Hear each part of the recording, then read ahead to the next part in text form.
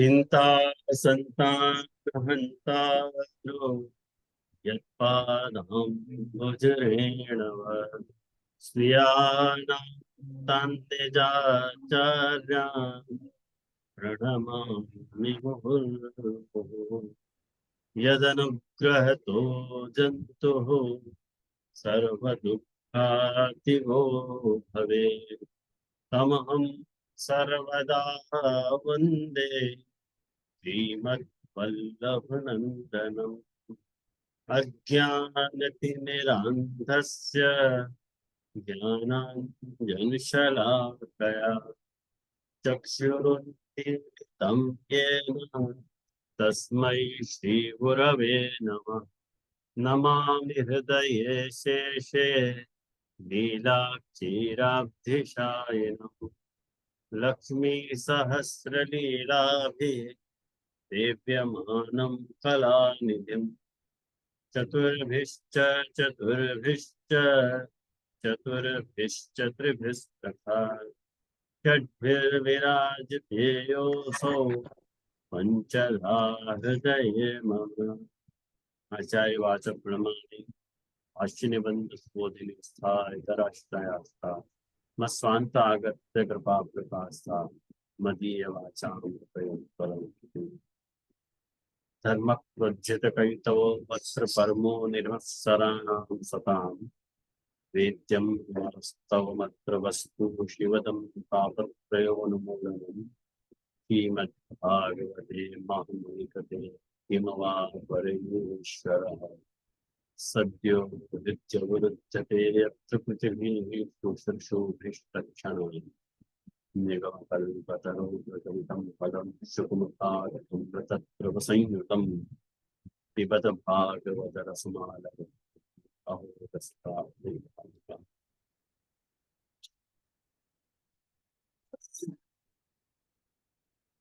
तो आज के सत्र में आज अपन श्री गोसाई जी को जो व्याख्यान है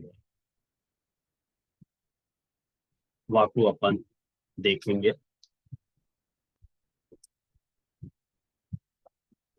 आज इतना मन प्रफुल्लित है कि कोई विद्वान बालक से वार्तालाप हो जाए तो आनंद आनंद हो जाए। तो वैसे ही कोई बालक से चर्चा हो रही थी तो बहुत सुंदर विचार विनिमय, आनंद। ऐसी सब चर्चाएं होती रहनी चाहिए बालकन के बीच में। तो कुछ जो विशेष वक्तव्य है पूर्व कारिका के बारे में वाकु मैं जरूर आपको थोड़ा सा वर्णन करना चाहूंगा, क्षमा करियो। वो जो कारिका है कालाधिको हरिश्चात्र पुरुषोत्तम एव च त्रयोदश विधा लीला तत उत्ता पृथक पृथक। ये जो कारिका है या कारिका में अपन ने ये बात देखी थी कि प्रभु का आलसो अधिक है और हरि है, पुरुषोत्तम है। यासु त्रयोदश लीला जो है अलग अलग कही गई है। अपन को पंक्ति मिली ना, मैं कारिका की बात कर रहा हूँ। अब मैं कारिका कहूँ तो आपको समझ जाना चाहिए मैं क्या कह रहा हूँ। अब आपको वापस एक्सप्लेन नहीं करना पड़ा है, इतनी आप जरूर आप सब लोग मेरे पर कृपा करो, क्योंकि बार बार एक ही चीज को दोहराऊंगा नहीं मैं।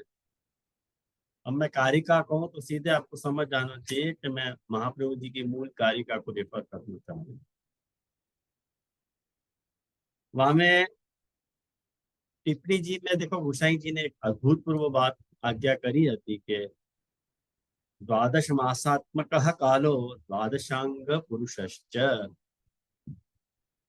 ये मास जो है द्वादश मासात्मक है माने, और काल जो है द्वादश मासात्मक है।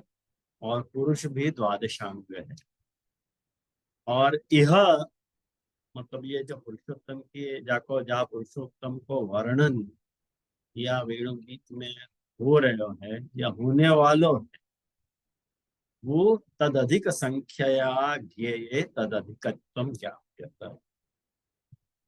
तो वासु अधिक संख्या मतलब 13 श्लोकन को जो वर्णन आया है, वासु व तत्व को पुरुषोत्तमत्व यहाँ कहो जा रहे है। ऐसो श्री महाप्रभु जी कहना चाह रहे हैं, ऐसे श्री गुसाई जी ने बताया। जो टिप्पणी जी में अपन ने पिछली बार देखो ही तो अर्थ, जस्ट आपको रिमाइंड करा रहा हूं खाली। और ये जो हरिपद वापर्यो महाप्रभु जी ने प्रभु के लिए, वाक्यों पर पुरुषोत्तम जी जो प्रकाशकार हैं, उनको एक बहुत सुंदर विधान, गए वक्त इतनी स्पष्टता से नहीं देख पाए ऐसा मोको लगे करके मैं आज पुनः वह बात को डिस्कस करना चाह रहा हूं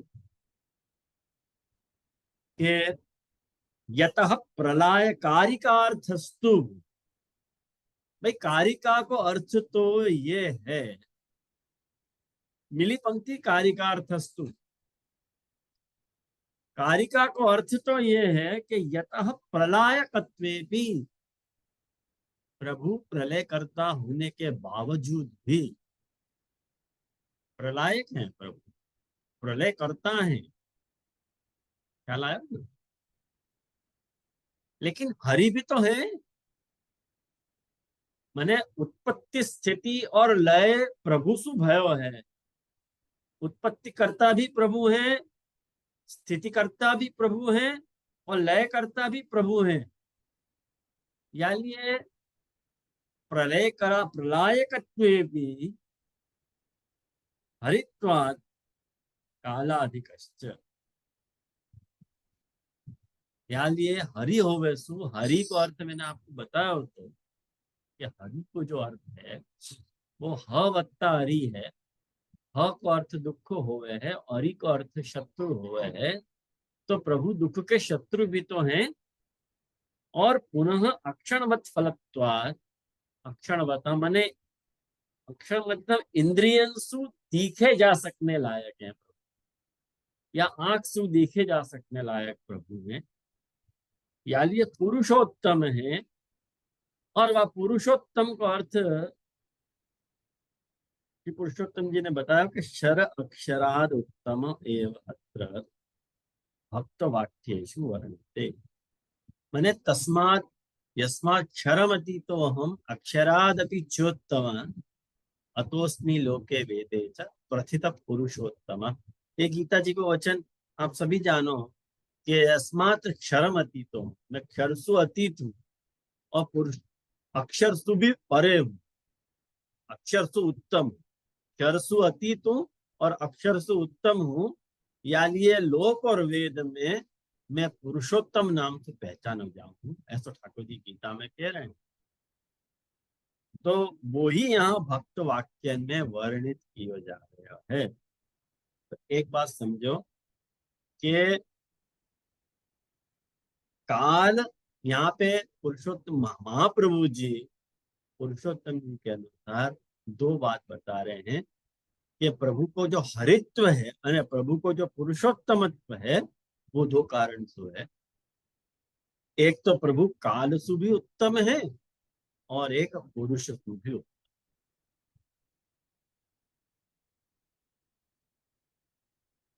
ख्याल आयो, काल सु भी उत्तम है और पुरुष सु भी उत्तम है। या के लिए यहाँ पे ऐसा वर्णन आ रहे है। और ये जो चकार आयो, कहाँ आयो चकार बताओ तो जरा भला।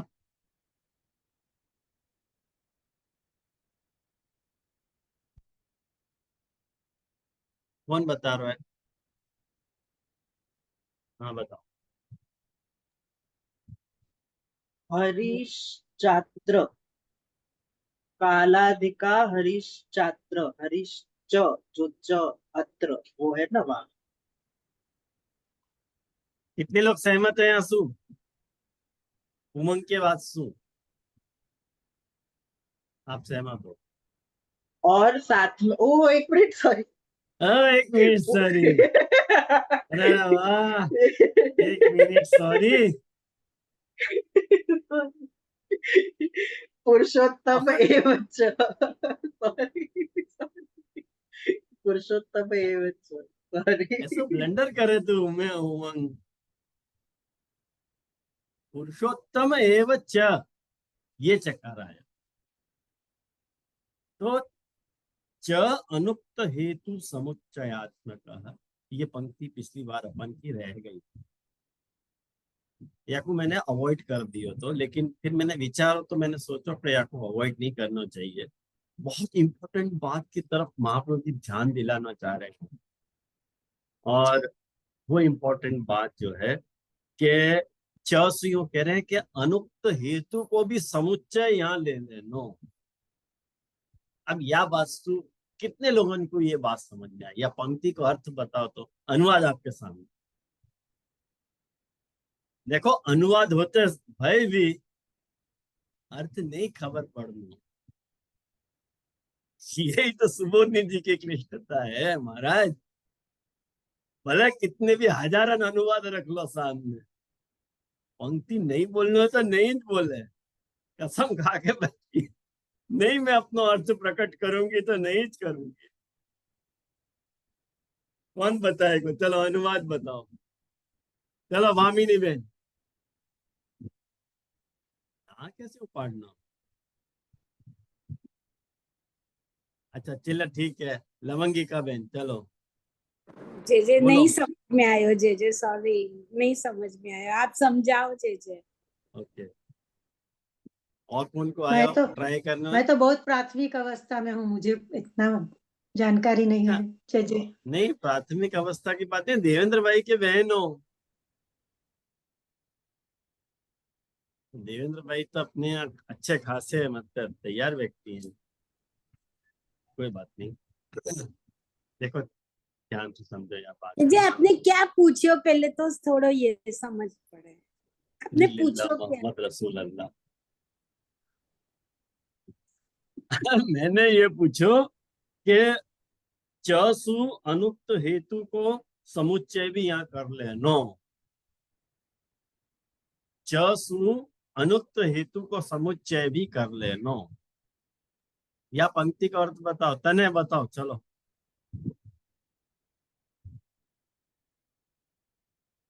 नहीं, ओके, जिगर बता रहे जिगर नहीं नहीं नहीं, थोड़ा डिफिकल्ट है जी, नहीं नहीं समझ थोड़ा पाया। ठीक है। ओके, हाँ बोल मैं तू चल। जैसे मैं पता नहीं सच्चो है कि झूठो है, पर मैं ट्राई करूँ। जैसे च मतलब आपने कही अनुक्त है, तो मतलब जो भी अदर पर्पजेज है वाको डिफाइन कर रहे हो है च।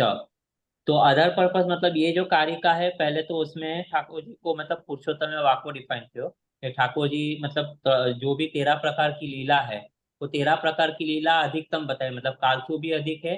और 13 प्रकार की लीला बतावे को प्रयोजन ये है कि हरि सबसु अधिक है और वो पुरुषोत्तम है, वो बताए। फाइन पर वो पुरुषोत्तम फाइन। होते हुए भी ये उनके जो अदर पर्पज है वो खंडित नहीं हो रहे। तो मुझको ऐसा लगे कि जैसे आपने पंचविद्या जो मतलब भागवत जी में वेणु गीत में पहले आ रही थी, सांख्य योग तप भक्ति, तो वो ठाकुर जी मतलब पुरुषोत्तम है फिर भी कृपालु है कि वो जो गोपी जन को जो निरोध कियो है, मतलब जीव ऊपर जो उनके जो अदर पर्पज है वो डिफीट नहीं हो रहे। पुरुषोत्तम मतलब बहुत उनको हाई लेवल हो जा रहे हैं, पर फिर भी प्रभु मतलब जो है अपने भक्त के ऊपर या प्रकार से भी कृपा करे। तो मैं समझू कि वहां पर्पस तो मतलब च लगायो है कि नहीं पता नहीं मुझे, कितना सच्चो कितना झूठो मेरे को नहीं पता चले, पर मैं ऐसा बहुत बहुत बहुत बहुत धन्यवाद मिथुन, प्रयास करने के लिए। अच्छा प्रयास किया तूने, अच्छी प्रयास है तो ये।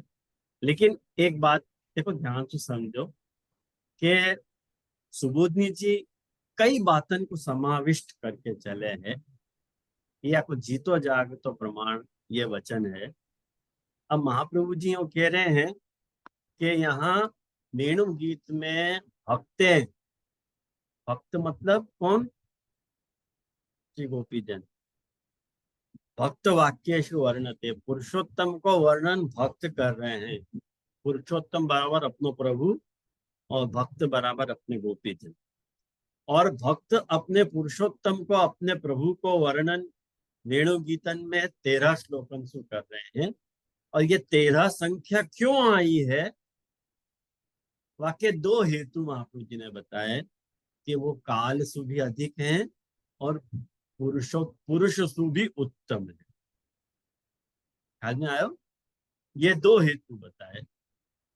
और चकार सु यो कह रहे हैं कि और भी कुछ हेतु हैं जिनको यहाँ ले लेना चाहिए। पुरुषोत्तम होने के और भी हेतु हैं, वो भी ले लेने चाहिए। और महाराज इतनो बड़ो आपको ग्रंथ को साहित्य वहां में और आपने कहाँ कहाँ कही है, ये बात बताओ। तो एक बात बताऊं, आज मैं आपको यही देखो पढ़ने की मजा है। एक मिनट ठहरो।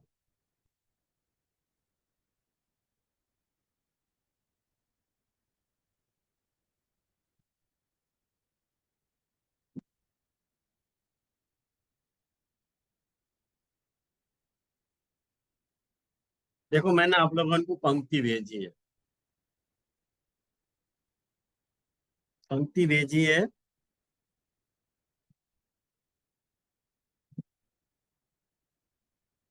विशिष्ट रूपम, ये जो साधन प्रकरण है तत्वार्थ दीप निबंध को, सनिर्णय को, जो साधन प्रकरण बहुत फेमस है, सभी जानो आप लोग यह बात को। वह साधन प्रकरण के पहले श्लोक में विशिष्ट रूपम मने पहला श्लोक तो नहीं है ये, विशिष्ट रूपम वेदार्थ शायद ये 9वां 10वां श्लोक है ये साधन प्रकरण को। तो वहां में विशिष्ट रूपम वेदार्थ फलम प्रेमम च साधनम, ये जो बात आज्ञा कर रहे हैं ना, वाक्य व्याख्यान में देखो महाप्रभु जी को कितनो सुंदर वचन है। यहाँ पे आपको मिली पंक्ति, वो सबको SMS आया, वहां में आप देखो कि कृष्णस्य, मिली पंक्ति, यस्य एकैकंशः काण्डद्वयेन प्रतिपाद्यते स ज्ञान क्रिया उभययुतः। देखो वेद में 2 कांड हैं, एक पूर्व कांड है और एक उत्तर कांड है। पूर्व मतलब ज्ञान कांड और उत्तर मतलब, पूर्व मतलब कर्म कांड और उत्तर कांड मतलब ज्ञान कांड। बराबर 2 कांडन में प्रभु को वर्णन आ रहे है और वो ही फल है, प्रभु ही फल है। और वह फल रूप प्रभु को प्राप्त करने का साधन जो है प्रेम ही है। तत्रापि साधनं च प्रेमैव। और वो साधन कौन से हैं? तो कह रहे हैं कि नवविधा भक्ति। और बाकी आगे को अभी अपन विस्तार नहीं करेंगे, सीधी मैं आपको सीधे बात के ऊपर कृष्ण से ले जाऊं, पंक्ति के ऊपर। कृष्ण से फल रूपत्वम परमानंद रूपत्वात्। कृष्ण जो है फल रूप कयो है, यानी है वो परमानंद रूप भी है। तो यहाँ पे जो अनुक्त हेतु है वो परमानंद रूपत्व है। आई समझ में आप लोगों को? आपको यह पंक्ति को कितना स्वाद आया पता नहीं, मुझको तो अद्भुत स्वाद आया क्या पंक्ति। જે જે हाँ बोलो मीना।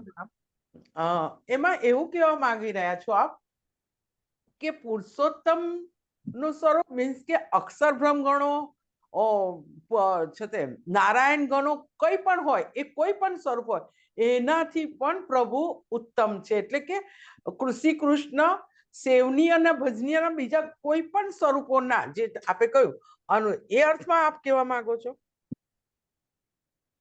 એ અર્થમાં નથી કહેવા માંગતો હું શું કહેવા માંગુ છું કે અહીંયા મહાપ્રભુજી પુરુષોત્તમ માટે કે જે અહીંયા જે પુરુષોત્તમનું વર્ણન કરવામાં આવી રહ્યું છે મીનાબેન, કે એ વર્ણનીય તત્વ જે છે એ પુરુષોત્તમ છે, પણ એ જે એમાં જે પુરુષોત્તમત્વ છે એ પુરુષોત્તમત્વ હોવાના બે કારણો અહીંયા મહાપ્રભુજી પોતે બતાવી રહ્યા છે. કયા બે કારણો? કે એ કાલથી અધિક છે અને પુરુષથી ઉત્તમ છે. બે હેતુથી એનું પુરુષોત્તમત્વ સિદ્ધ કરવા માંગી રહ્યા છે. વેદ પણ- પ્રસિદ્ધ પુરુષોત્તમ થી પણ ઉપર છે પરબ્રહ્મના અર્થમાં. હા, બરોબર. હમ હા, હવે પુરુષોત્તમજી કહી રહ્યા છે કે મહાપ્રભુજીએ ચકાર કહી દીધું. ચકાર કહી દીધું તો ચકારથી હવે કયો હેતુ બાકી રહી ગયો? તો કે છે કે જે અનુક્ત હેતુ છે, જે કહ્યું નથી અહીંયા, પણ એનો પણ અહીંયા સમુચ્ચય કરી લેવો જોઈએ. એ કયો હેતુ છે? કે આપ કાલથી અધિક છો, પુરુષથી ઉત્તમ છો અને પરમાનંદ રૂપ પણ છો. એમ હું કહેવા બરાબર હવે આવ્યું બરાબર. કે નહીં ખ્યાલમાં? Yeah, दंडस मान जी। ख्याल- दंडस मान जी जी तो फिर हाँ। ये जो पुरुषोत्तम जी है वो भी तो वही बता रहे हैं ना, क्योंकि उन्होंने कही है कि हरि प्रलय कर रहे हैं, कालसु अधिक है पर हरि है, तो हरि को मतलब भी तो दुख हरता, मतलब दुख हरता मतलब सिनोनिम्स टू परमानंद रूप ही हुए ना, कि जहाँ पर मतलब आनंद रूप है, तो वैसे ही वो भी ठीक है। वही प्रकाश में कह रहे हैं जी। बिल्कुल। हरि को दुख निवारण करना एक अलग बात है, दुख निवारण करना परार्थ है। अपन हरि को कब कह रहे हैं? हरि पद सापेक्ष है मित्रुल। हरि पद जो है ना सापेक्ष पद है, कोई के रेफरेंस में प्रभु हरि है। अच्छा, डिपेंडेंसी है किसी को दुख है तो वो दुख हर कर। हाँ जी। जैसे माँ समझ। अपन कोई को काका कह रहे हैं, तो कब कोई काका है? कि जब कोई जब भतीजा हो। भतीजा है। जब भतीजा ही नहीं तो काहे को काका यार? और दुख का शत्रु कब है? कि जब कोई दुखी होने वाला कोई जीव है सामने, तब प्रभु हरि अपनो रूप प्रकट कर रहे हैं। लेकिन जहाँ वक्त उनको परमानंद रूप कह रहे हैं तो स्वानंद तुंदिल है।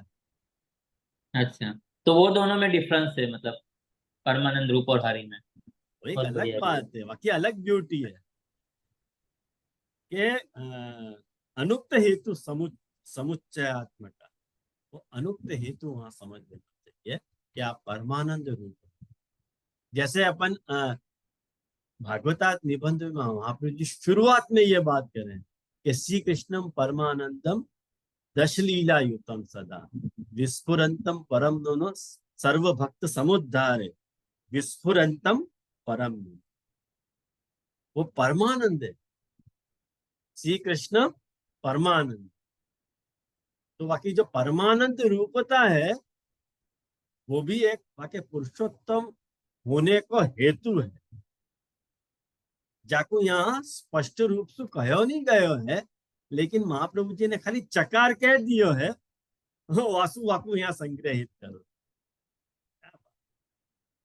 ये बात तो ऐसी मीठी बात तो महाप्रभु जी कर सके। आप लोग कितना स्वाद आया है पंक्ति को पता नहीं आए हो तो आपकी आप जानो, मैं आनंद में हूँ।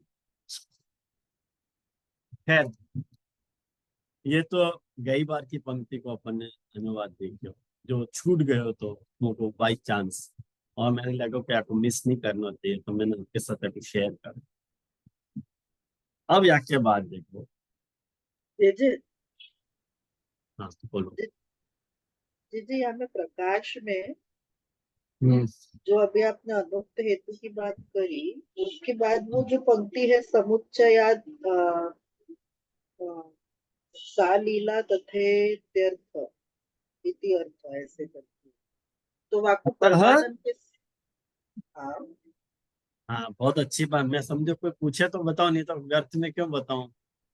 पंक्ति को स्वाद जाकू लेनो है वो पूछेगा, तो जाकू पूछेगा तो वाकू बताऊं। हाँ, अनुक्त हेतु को समुच्चायक च है, ऐसा कह रहे हैं। वहां तक पंक्ति क्लियर है? ततः, ततः शब्द मूल को है कारिका को, यासु सा लीला, जो वो लीला है, मतलब त्रयोदश विधा लीला। तथा मतलब प्रकार 13 प्रकार से कही गई है, बाकी परमानंद रूपता का वर्णन 13 प्रकार से हुआ है, यो कहना चाह रहे पुरुषोत्तम जी। आयो ध्यान में, लगी पंक्ति? यही भजन की खूबी है। मतलब कहीं ना कहीं यहाँ पे वो लौकिक सुख को वापस वो वारण कर रहे हैं करके, यानी परमानंद को क्योंकि परमानंद में कोई सुख और दुख तो नहीं हो गए, इट्स अल्टीमेट ब्लिस वालो आनंद तत्व की बात है, वैसे करके वो यहाँ पे इंट्रोड्यूस करना चाहते हैं। हाँ, और हाँ, और पिछली बात जो है तो ना, पिछली बार आप लोगों को कोई ने तो मुझसे पूछो तो शायद मैं बता नहीं पाया, द्वादशांग के बारे में पूछो तो, पुरुषो हो ही द्वादशांग, पुरुष के द्वादशांग हुए हैं, तो कौन से द्वादश अंग हुए हैं? अगर आप नोट डाउन कर लो तो बता दूं, 2 हस्त, 2 चरण, 2 शक्ति, 2 बाहु, 1 मस्तक, 2 स्तन और 1 हृदय, ऐसे 12 अंग हो जाएंगे। आया? ठंडो जाने गरम को दे गई। हाँ,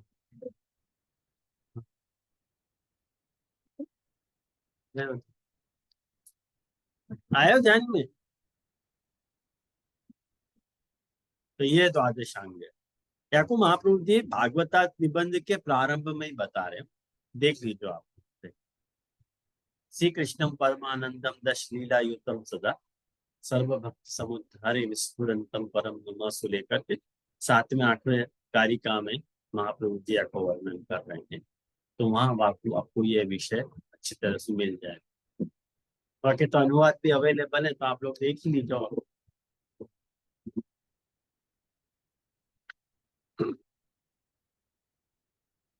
अब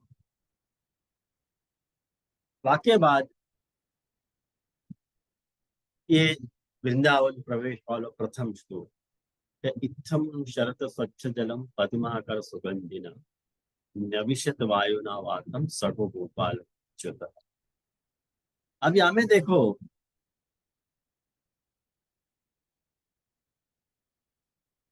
सबसे पहले तो ये रमणम जल स्थल भेदेन द्विविधम बता रहे हैं। वो पंक्ति मिली सुबोधनी जी की, पेज नंबर 251 पे। 1 2 3 4 5 चौथी चौथी चौथी लाइन सुबोधनी जी की, यूं कह रहे हैं कि रमण जल और स्थल के भेद सुद्विविध है, और जब निर्भर रमण करना हो तो वायोरपेक्षया जल क्रीड़ाया तो नैर्मल्यम, जल क्रीड़ा में निर्मलता होनी चाहिए। मैंने एक बात समझो, शरद जल, शरद ऋतु को जो जल होवे ना, वो सारो मल को बहा के ले जाए, यानी वो निर्मल होवे है। और शीता भाव, जब जल क्रीड़ा करनी है तो जल में तो उतरना पड़ेगा, और जब जल में उतरना पड़े तो बहुत ज्यादा ठंडो हो तो जल क्रीड़ा नहीं हो सके ना। तो शीता भाव, शीत का अभाव होगा, ऐसा जल होवे कि वहां में आनंद से अपन नहा सके। ऐसा न बहुत ज्यादा गर्म होवे है, न बहुत ज्यादा ठंडो हो, सुहाग सुहाग जल एकदम बढ़िया। पानी भी निर्मल होवे और जल भी सुहाग हो, ताकि लीला बहुत सुकून से चल सके। ख्याल में आया? एक ये बात को, शरदा स्वच्छानी जलानी यत्र, बराबर। बाकी सब तो क्लियर रहती बात, वो सब बात मैं नहीं कर रहा हूँ, वो सब बात क्लियर रहती। आज सबसे पहले टिप्पणी जी अपन देखेंगे। टिप्पणी जी में गोसाई जी वाली, गोसाई जी क्या आज्ञा कर रहे हैं ये देखो आप। कि इत्थम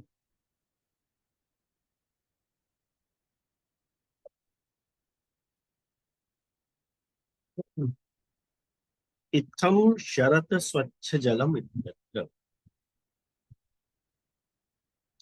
ये इत्थम शरत स्वच्छ जलम इत्यत्र मतलब वाक्यों पर महाप्रभु जी ने जो लिखियो है, तो इत्थम भूता या शरद, या प्रकार की जो शरद ऋतु है, और वह शरद ऋतु के कारण जो स्वच्छ जल भयो है, ऐसे वृंदावन में महा ठाकुर जी ने प्रवेश किया। ये श्लोक को संबंध है, बराबर ना। वाबखत शक्ति नाम निर्भयत्वाय इत्यादि। ठाकुर जी अपनी शक्तियन के साथ वहां प्रवेश कर रहे हैं क्रीड़ा के। ये बात इंपॉर्टेंट, जो गोसाई जी अपने को ध्यान दिला। देखो जैसे धर्म और धर्मी कोई भेद नहीं, गुण और गुणी कोई भेद नहीं। कारण कि गुण कहाँ रहे हैं या धर्म कहाँ विराजे हैं, धर्मी में। एज सच, जैसे सूर्य और सूर्य को प्रकाश, सूर्य का प्रकाश सूर्य को धर्म है, और सूर्य जो है वो धर्मी। तो सूर्य को प्रकाश सूर्य में ही तो रहेगो ना भाई। तो जैसो धर्मी हो वह है, ऐसो आके धर्म भी है। ये बात सुनिए स्पष्ट रूप से करके। शक्तिमान यदि प्रभु है, तो प्रभु की शक्ति जो है, माने ये सारी गोपी जन हो, ये सब प्रभु की शक्ति है। वो भी आदि दैवी की है। ये बात क्लियर भाई? शक्तियां भी आदि देवी की। एक बहुत बार मैं आपको बता चुका हूँ या विषय को, अगर आप लोगों के ध्यान में हो तो,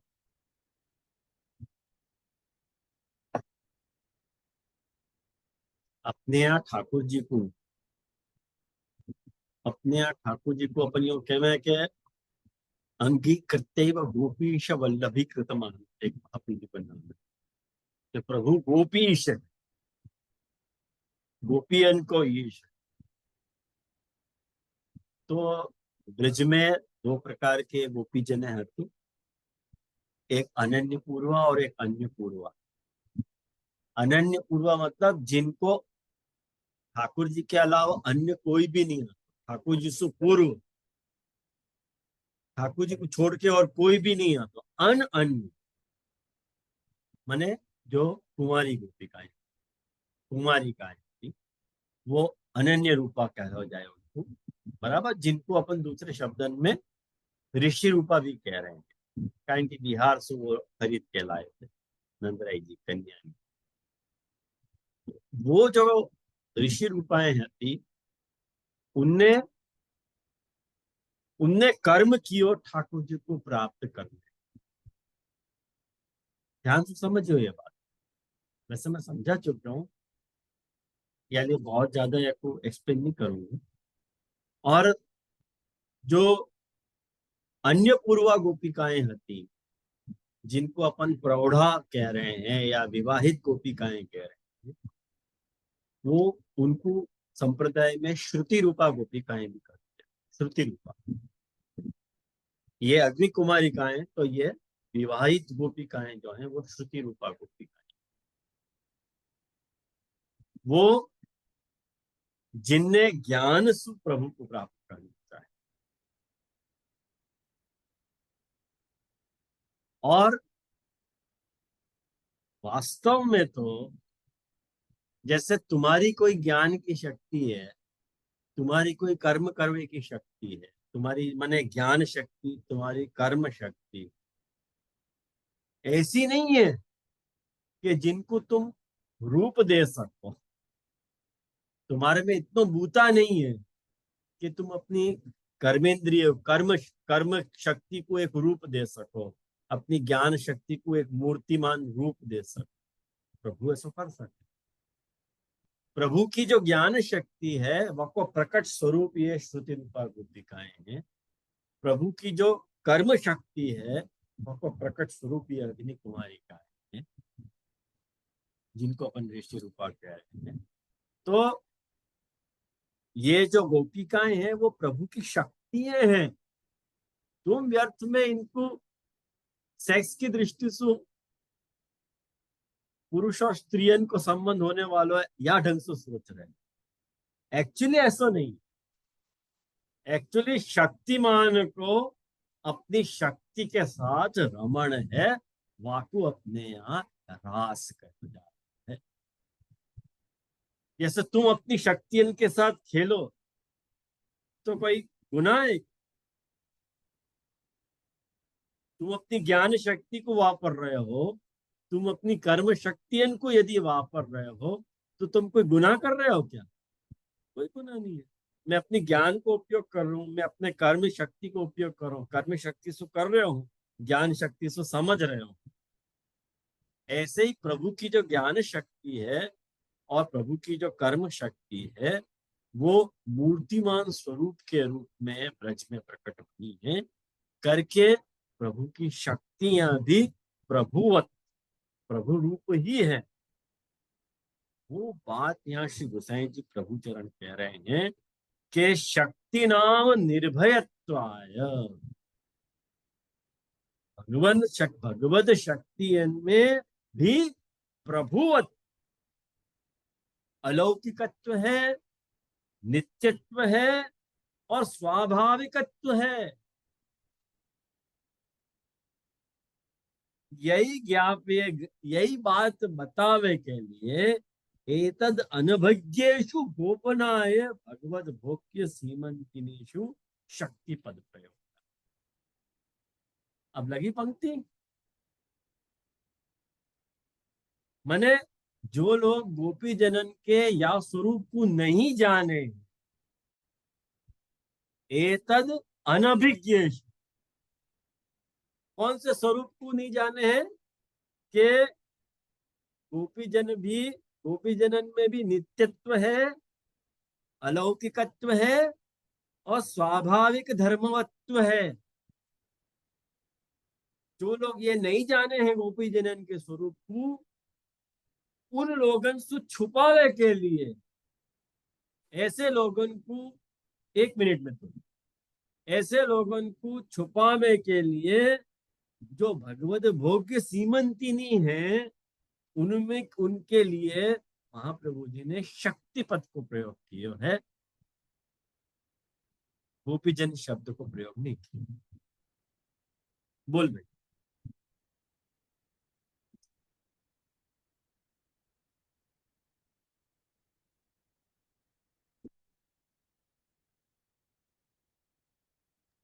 हाँ धन्यवाद प्रणाम। जी यहाँ पर अलौकिकत्व और नित्यत्व तो समझ में आया कि वो नित्य है गोपीजन जो शक्तिमान रूप है, और अलग पर स्वाभाविक धर्म से क्या लेना उनको?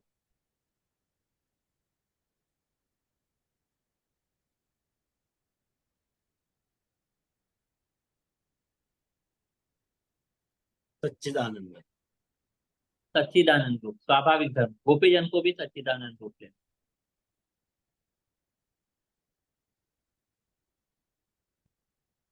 बस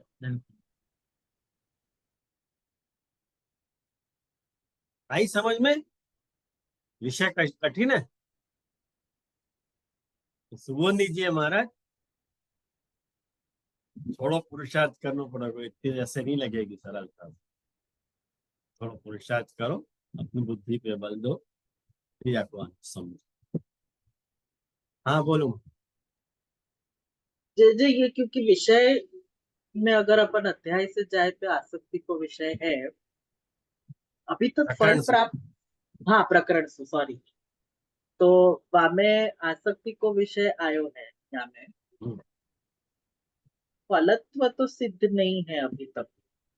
हम्म, तो समझना तो यहाँ महाप्रभु जी जब एक के बता रहे हैं गोपीजन के स्वरूप को और प्रभु के स्वरूप को, कहीं ना कहीं ये फल की बात आ रही है।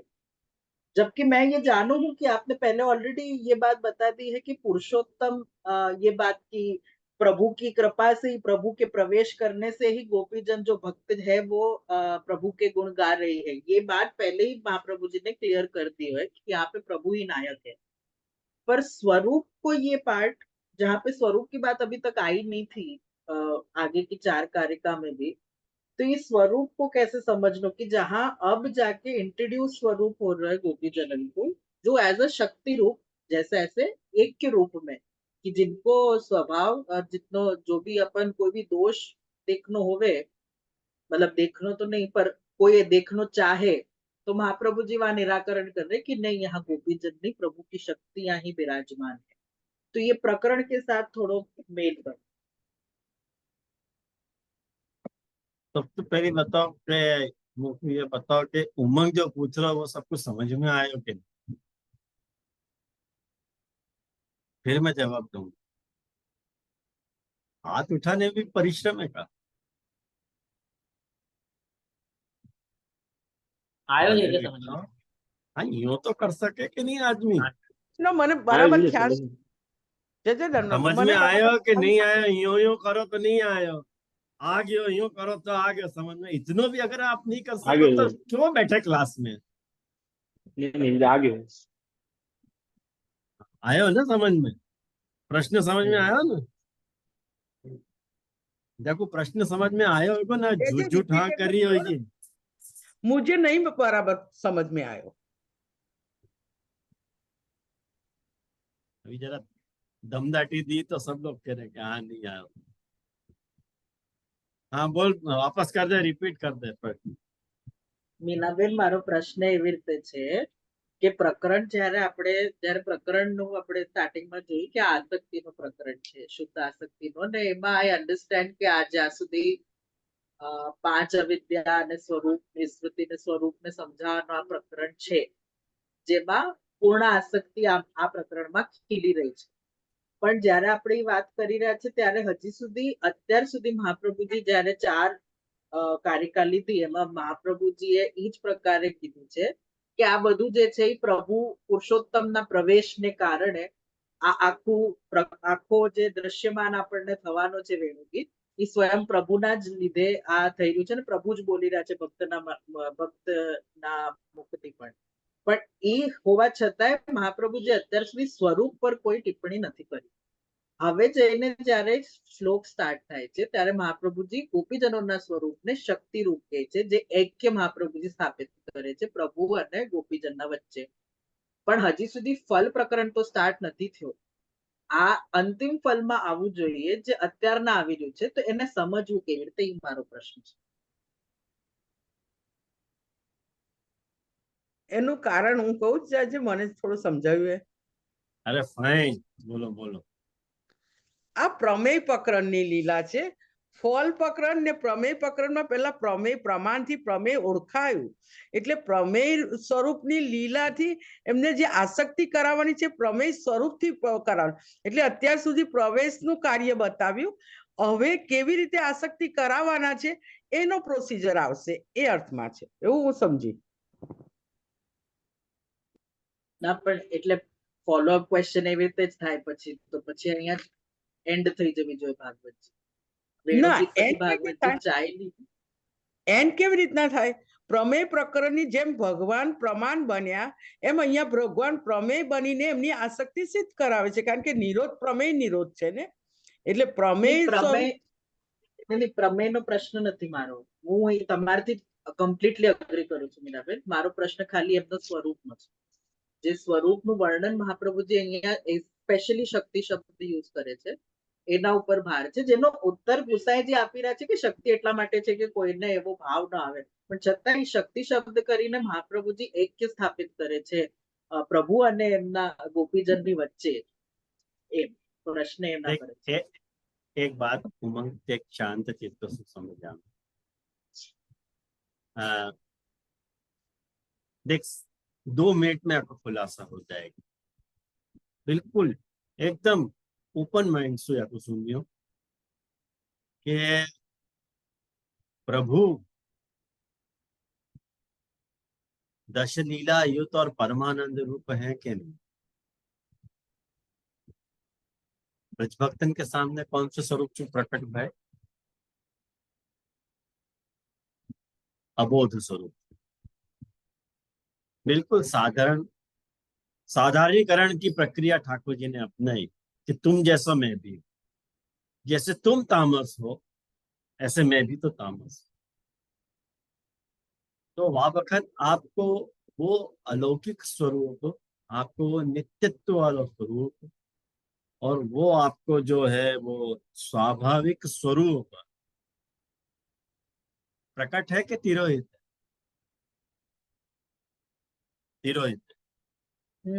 तिरोहित ऐसे है, ही बराबर. गोपी जनन को भी तिरोहित है, लीला ऐसी हो रही। तिरोहित है ये। उनको स्वरूप क्या है डिस्कशन यहाँ के ऊपर नहीं चल रहा है, वो तो स्वरूप जिनको नहीं ख्याल है उनके लिए महाप्रभु जी ने खुलासा किया है। बाकी लीला तो यहाँ पे जा तरह से चलनी चाहिए वैसी चल रही है, प्रकट ऐसी बात नहीं है, लोग यहाँ को पचा नहीं पाएंगे। आई समझ में? लीला के लिए तो वो रूप धारण करना पड़ेगा ना। आपको प्रकट स्वरूप गोपी जनन को स्वाभाविक होए, नित्य होए, अलौकिकत्व होए, लेकिन यहाँ वो प्रकट नहीं करेंगे, लीलावत स्वरूप प्रकट करेंगे। नहीं क्यों हाँ। चले गए, क्यों तिरोहित हो गए, क्यों हो गए, ऐसे क्या हो गया? उनको तो एक आदर्श स्थापित करना कि भाई रुचि स्नेह, रुचि प्रेम आसक्ति व्यसन और फल, याद भाई ठाकुर जी भी तो वही स्वरूप है, लेकिन आपने भी तो अपना अन्यथा स्वरूप प्रकट किया है। ये अन्यथा करण है। देख कर्तुम अकर्तुम अन्यथा कर्तुम स्वरूप जो है ना, ये प्रभु अपनो अन्यथा स्वरूप प्रकट कर, भवितुम अभवितुम और अन्यथा भवितुम, ये अन्यथा भवितुम वाला स्वरूप ठाकुर जी प्रकट कर। भाई मैं ऐसे भी हो सकता, मुग्ध बालक के जैसे भी दिख सकता। आयो ना ध्यान में? मोर और लेस संसार लीला और लीला सृष्टि जैसे हो गयो कि सर्व जगह ब्रह्म है, पर ऐसो अपन भी ब्रह्म है, टीवी भी ब्रह्म है, सब कुछ ब्रह्म है, पर अपन को दिख नहीं रहा है। और नाव वैसी लीला प्रकट करी है, तो वहां भी क्योंकि प्रभु की ही स्वयं अवतार लीला की बात है, तो वहां ये सिर्फ उनके स्वरूप को सिर्फ तो मतलब टच कर रहे हैं ना महाप्रभु जी, ऐसे प्रकट होंगे वैसे नहीं कहेंगे। नहीं, बोध के लेवल, बस हाँ, बोध के लेवल पे कि ये टोचन हो तो रहना चाहिए पीछे। ठीक है, एकदम क्लियर हो। बोल भाई।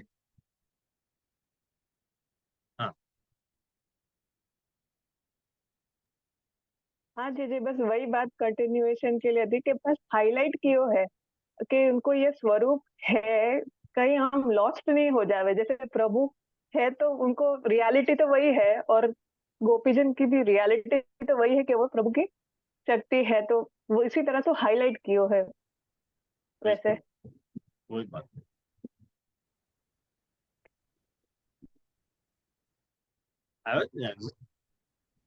જે જે હું જે સમજી તે પણ બરાબર છે કે રોંગ છે? બરાબર હતો, એમનો- પણ ઉમંગ એમના આનો તો પ્રશ્નનો- પૂછી રહ્યો તમને। ના उमंग को प्रश्न એમને- वो नहीं आता जो आपने जवाब दिया, यूं मैं कहना चाह रहा वो स्वरूप का बात नहीं थी, बराबर? हूं। हाँ, वो प्रश्न ही वाको वो नहीं હતો. हम्म, प्रश्न Means- ये હતો कि भाई उनके स्वरूप को वर्णन अभी क्यों चल रहा है, उनके फलात्मक स्वरूप को वर्णन अभी क्यों कर रहे हो, अभी तो प्रमेय प्रकरण चल रहे हो. फलात्मक स्वरूप को वर्णन तो फल प्रकरण में आना चाहिए. तो प्रमेय प्रकरण में उनके फलात्मक स्वरूप को जो है वर्णन कह नहीं पाया विचारो, लेकिन मिसमैच हो रहा है, ऐसा कहना चाह रहा था. तो फिर वो नटवर बपू जो आएगा वो तो वो टाइम वो बपू तो प्रकट किया है ना. अपन देखेंगे अब आप जब आप के सुबोध जी में आएगा ना, अपन अपनी डापण क्यों समझे, अपन वहां पर महाप्रभु जी के वचन सुई वाको अर्थ समझेंगे. ठीक है ना. बराबर. तो वाक्य बात देखो, तो अलौकिकत्व नित्यत्व स्वाभाविक धर्मत्व ज्ञापनाय एतद अनभिज्ञेषु गोपनाय भोग्य सीमंतिनेषु शक्ति पद प्रयोग. यानी उनके लिए शक्ति पद को संकेत में बात करी है. कैसे बात करी कि पूर्ववद आदि देवी की भी शक्ति भी लीला वक्तव्या, यो महाप्रभु जी ने कह दिया. आदि देविक शक्ति के साथ ठाकुर जी ने लीला करी, तो समझ ही नहीं पावे कोई क्या कह दिया. जैसे महाप्रभु जी हमेशा ऐसे ही बोले. जैसे वो रूप सनातन ने पूछी कि तिहारे सेवक कैसे दुबरे क्यों, तो महाप्रभु जी ने कह दी कि बरजे आते ताको फल पाए रहे. हमने तो बहुत मना करी कि मार्ग में मत पड़ो, पर नहीं मानी तो फल पाए रहे. अब समझने वाले समझ गए क्या कह रहे हो, नहीं समझे वो अनाड़ी है, ना समझे वो अनाड़ी है. तो समझो. तो वाक्य बात देखो, स्वार्थ है. अब ये स्वार्थ जो है, ये स्वार्थ जो है वो साक्षी के अर्थ में गोसाई जी खुलासा कर रहे हैं.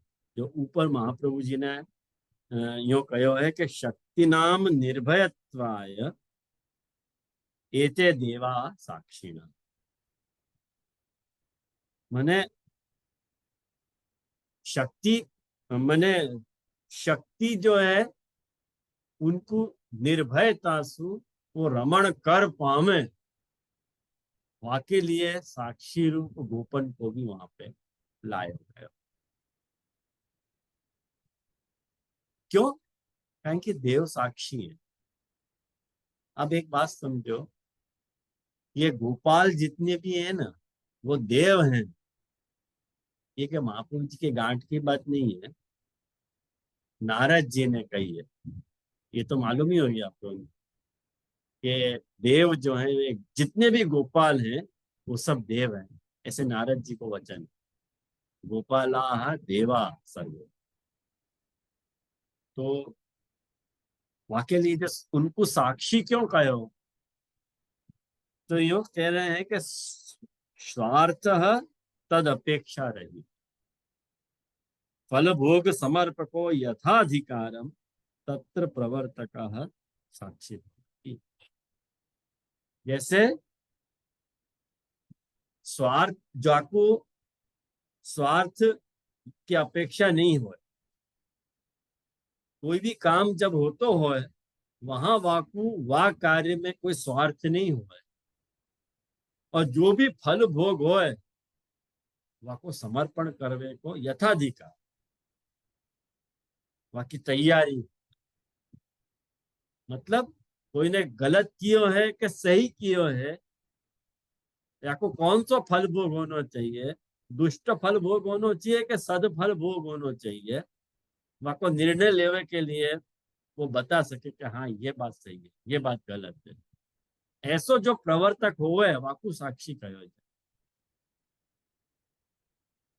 यथा परमात्मा, जैसे परमात्मा होवे, अपनो परमात्मा अपनो साक्षी है. अपन कोई भी खोटो काम करें या अपन कोई भी अच्छो काम करें तो अपनो अपनी आत्मा अपनो से कहवे के नहीं, वाह बेटा तेने बहुत अच्छो काम किया. और अपन ने कोई खोटो काम किया तो भी अपने को परमात्मा कहवे कि नालायक है तू, तेने बहुत गलत काम किया. अपन वाक्य अनसुनी करते हैं वो एक अलग बात है, बाकी वो साक्षी है और टकोर तो करे कि भाई तेने ये काम किया। आई ना ख्याल में? तो तादृशत्वम अंतरंगत्वाद गोपेशु अस्ति, मने वैसो साक्षीपनो अंतरंग है। ये कहें इनहेरेंट क्वालिटी गोपन की है, यानी उनको साथ में रखे। ऐसे लोगों को ही साथ में रखे हैं जो ठाकुर जी के अंतरंग बात को समझ पाए। ऐसे लोगों को कभी साथ में नहीं रखना जो तुमको समझे ही नहीं। हमेशा ऐसे लोगों को साथ में रखना जो तुम्हारी बात समझ सके। तादृशावेष्टिता, महाप्रभु जी के लिए भी यही नाम आवा है कि तादृशावेष्टिता। महाप्रभु जी हमेशा ऐसे सु आवेष्टित रहते थे, जैसे कृष्णदास मेघन है, वासुदेव दास छकड़ा है, दामोदर दास हरसानी है, माधव भट्ट काश्मीरी है, इन सब से घिरे रहते थे महाप्रभु जी, क्योंकि वो मन की जाते हैं। ख्याल में आओ? तो तादृशत्वम अंतरंगत्वाद गोपेशु अस्ति, गोपन में वो बात साक्षी पन्ने की है। गोप लोग जो हैं वो गोपाल जितने भी हैं वो ठाकुर जी के मन की जान। याद है उनको देव कहो गयो, उनको साक्षी कहे कि भाई साक्षी में ये काम किया ठाकुर। ख्याल में है ना? यानी ऐसा कोई यहाँ में अनैतिक बात नहीं है, अतर्कीय बात नहीं है। यहाँ पे सब कुछ प्रामाणिक है। या लिए जब ठाकुर जी ने सगो गोपाल को च्युत प्रवेश बताइए, ठीक है, ये श्लोक को अपन ने बात देखी। हाँ बोल भाई। जी जी, यहाँ पे जैसे अभी साक्षी की बात आई, सब हम्म। ये सब समझ में आया कि साक्षी जो है वो जो अच्छो बुरो है वो सब रोके, करवे सु बुरो है तो रोके और अच्छो है तो प्रशंसा करे, वो बात। पर यहाँ जो निर्भयता की बात आई कि शक्तियां को निर्भय निर्भय त्वायते देवा, मतलब वो शक्ति जो है वो निर्भय विचरण करे, या लिए साक्षी को प्रवेश यहाँ पे बताया गयो है, जिनको मैं समझू। थोड़ा वहां पे है ना एक थोड़ा प्रकाश, मतलब आई थिंक जुड़ी नहीं पंक्ति मोसू, दो दो पार्ट्स अलग अलग समझ आ गए, पर वाकू जोड़नो नहीं जम रहा है कि क्यों ऐसे साक्षी के होने सु, मतलब गोपालन के होने सु गोपी जनन को मतलब ये थोड़ा डिपेंडेंसी जैसा लग रहा है कि उनको निर्भयता, मतलब विचरण, निर्भय विचरण के लिए क्यों, मतलब उनको ऐसा आ गया, समझ नहीं। ठीक, एक बात समझ कि गोप और गोपी, अपन ये पहले बात भी या में वर्ण वर्णक भेदे न गोपानाम अपनी सोचते, वो जो पहली कहानी थी वह में महाप्रभु जी ने यह बात को खुलासा कर दी हो तो कि वर्ण और वर्णक को भेद है, वर्णन करने वाले को भेद है। दिवस की लीला को जो है वो गोपीजन वर्णन कर रही है और रात्रि लीला को गोप जन वर्णन कर रहे हैं। लेकिन वो अति गोप्य होने से वहां पे सुखदेव जी ने कही नहीं, कहनो नहीं, कारण कि लोगों को अत्यंत अभाव हो जाए, कुछ अत्यंत अभाव हो जाए तो काय को कहना, ऐसा सब बात नहीं। लेकिन लोक में जो प्रकट स्वरूप है, लोक में जो प्रकट स्वरूप, वह प्रकट स्वरूप के अनुमोदना, वह तरह को साहचर्य अपेक्षित।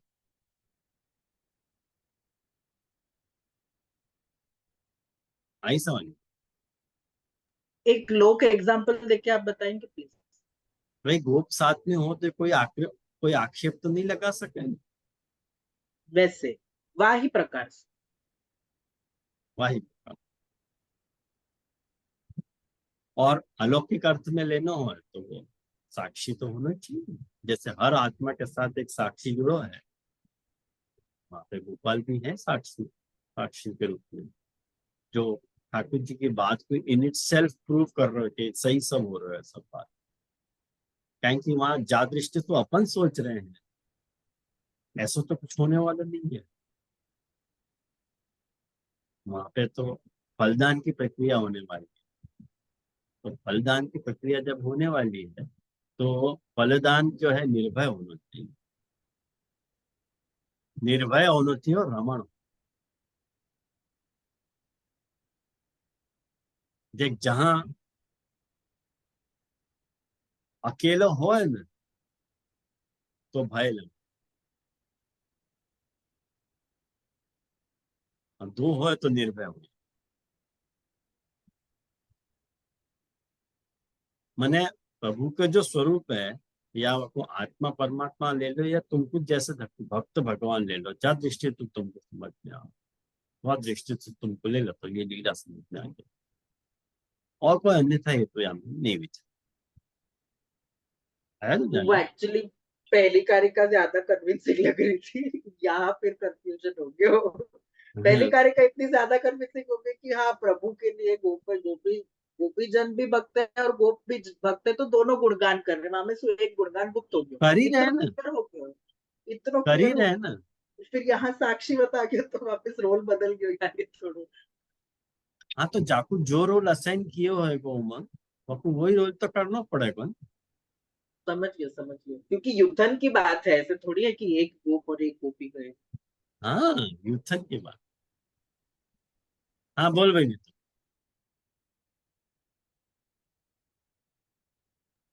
धनुष। तो जैसे यहाँ पर अपन को, जैसे पहले आपने कही थी कि शक्ति जो है वो गोपी जनन को कही थी, तो गोप बालकन को भी शक्ति रूप ले सके ना, ठाकुर जी की शक्ति ही है गोप बालक भी, क्योंकि उनमें भी तो वही तीन धर्म नहीं हो सके, अलौकिकत्व, नित्यत्व, ले साम्यवायिक, ले ले सके ना। सक दोनों को लेनो है जय। और जय और एक बात समझनी थी कि जो कारिका में अपन ने मतलब फोकस किया है पुरुषोत्तम के ऊपर, जो महाप्रभु जी ने पुरुषोत्तम और परमानंद रूप, वो दो चीज के ऊपर कारिका में फोकस किए तो वाको ये श्लोक के साथ कैसे थोड़ा कनेक्ट करना, वो थोड़ा समझना होता है। मतलब बात तो उसी से कनेक्शन में आएगी ना जय। नहीं, प्रभु जो है कैसे स्वरूप को वर्णन यहाँ करने जा रहे हैं भक्त। हम्म। तो भक्त जो है पुरुषोत्तम के स्वरूप को वर्णन करने जा रहे हैं, वह पुरुषोत्तम का स्वरूप कैसो है वो खाली यहाँ बताना चाह रहे हैं कि वो अच्छा। काल सु अधिक है और पुरुषोत्तम सु अतीत है, पुरुष सु अतीत है और परमानंद रूप है, ये खाली तो इतना ही। हाँ वो समझ गए जय, पर जो कारिका में बात कही है, वो जो वेणुगीत के जो 13 जो जितने भी श्लोक है, 20 श्लोक है, वो सब में फिर वही अर्थ सुचलनो के कैसे वो पर्टिकुलर कारिका के अर्थ में कि कारिका फिर चेंज होती जाएगी वैसे हाँ लेना, वो नहीं समझ वो में आ रहा था। अक्षणवताम फलमिदम सु जो वर्णन शुरू होएगा, उनमें हाँ। ये तीन बातें तो मिलेंगी। अच्छा अच्छा ठीक। हाँ तो वो थोड़ा परमानंद, कनेक्शन नहीं। हाँ। परमानंद रूपता और पुरुषोत्तमत्व। माने वो हरिपन हरिपनो। और हाँ। पुरुष सु उत्तमता। तो 7वें श्लोक से लेके जो 20वें श्लोक तक थे वो, उसमें ये बात 19 तीनों तक, कनेक्ट है। 7 19 श्लोक। 7 8 9 सात सौ 10 उन्नीस 11 12 13 14 15 हाँ। 16 17 जो वेणुगीत को 19। अनुभव आपने कही है 719 में, वहां में ये तीनों चीज मिलेगी, हरि, पुरुषोत्तम और परमानंद रूप का। हाँ वो मतलब वो कनेक्शन नहीं समझ में आ रहा, तो कारिका को ये श्लोक में कैसे करना। बिल्कुल बिल्कुल। धन्यवाद प्रणाम। हाँ बोल।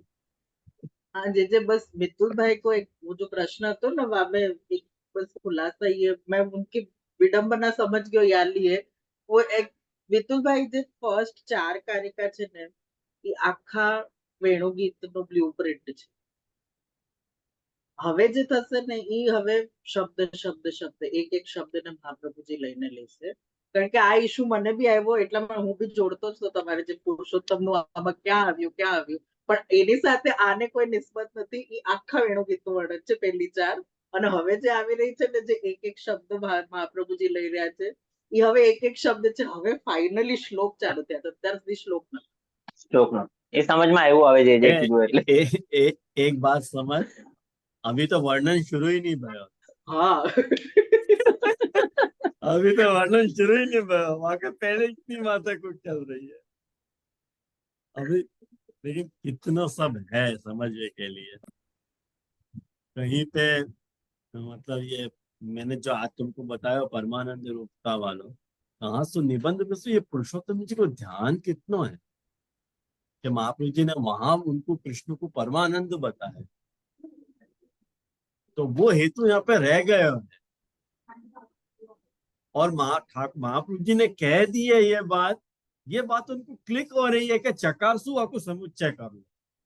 महाप्रभु जी ने तो कह दिया, कह के छूट गए महाप्रभु जी, लेकिन तुम डोबान को नहीं आया हो समझ में, तो मैं बता रहा हूँ तुमको, यूं कह रहे च अनुक्त हेतु समुच्चयात्मक। लेकिन सच्ची बात कह रहे हैं, खाली इतनी बात बताई पुरुषोत्तम जी ने कि अनुक्त हेतु को समुच्चय करो, लेकिन अनुक्त हेतु क्या है? कौन सा हेतु है जो अनुक्त है? वो तो नहीं बताया ना, वो तो पुरुषोत्तम जी ने भी नहीं बताया। वो अपनी मेहनत, वो अपनी मेहनत से अपन को समझना चाहिए। ख्याल में आया?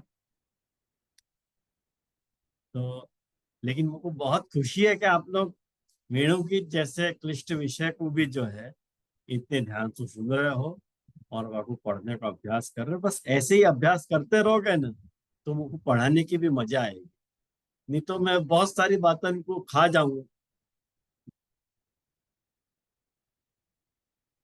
बताना हो तो बताऊंगा, नहीं तो नहीं बताऊंगा, क्योंकि सामने ऐसा अधिकारी चाहिए जो मुंह से बुलवावे ऐसे।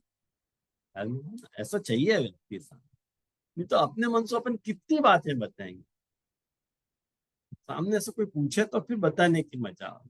ख्याल में आए? तो यहाँ रखें, आश्रय को पद करें अपन। तो जड़इन चरणन के भरोसो, जड़इन चरणन के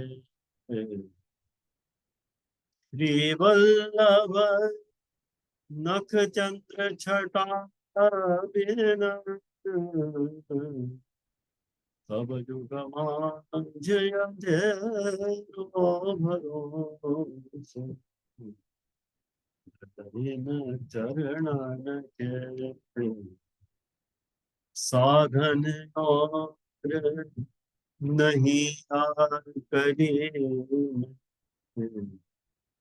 आसो होय निवेश, दूर कहाँ कहे विविध आंदरो, मोद को चेरो भरोसे, कठिन चरण के